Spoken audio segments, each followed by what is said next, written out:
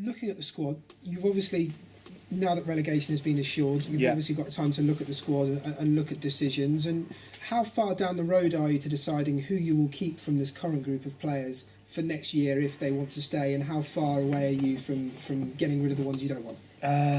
Well, I've decided in my mind what my plan going forward will be.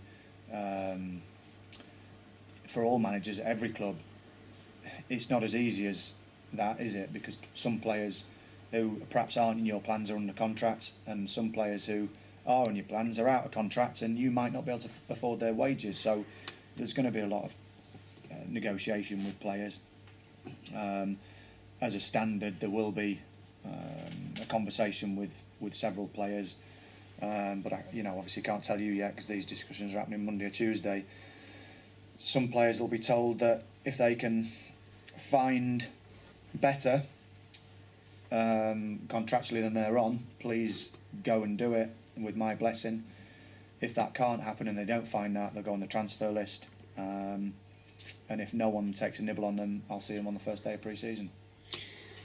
Let's look ahead to Wycombe, because you must know exactly how they feel this week, because they are in the situation you were last week. They are, they are. And I don't want to be pleased sending any club down, because I know the ramifications for the club and the fans and the players, families, etc., and the staff.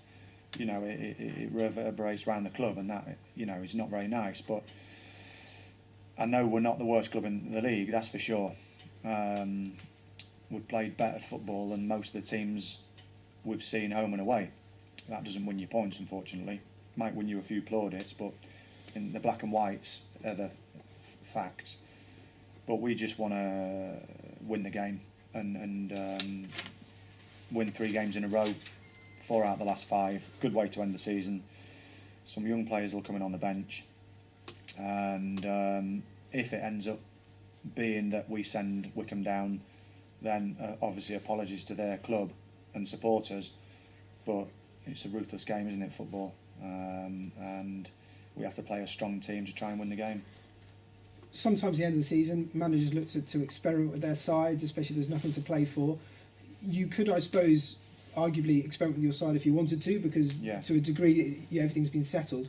Will you play the strongest side you can to respect the competition and the fact that there is still a relegation place to play for? Yeah, it's a good question, and 100% you've got to, haven't you? Some teams haven't done in recent weeks, and it might have had a slight effect for us, but we won't. We'll be playing full strength and trying to win the game.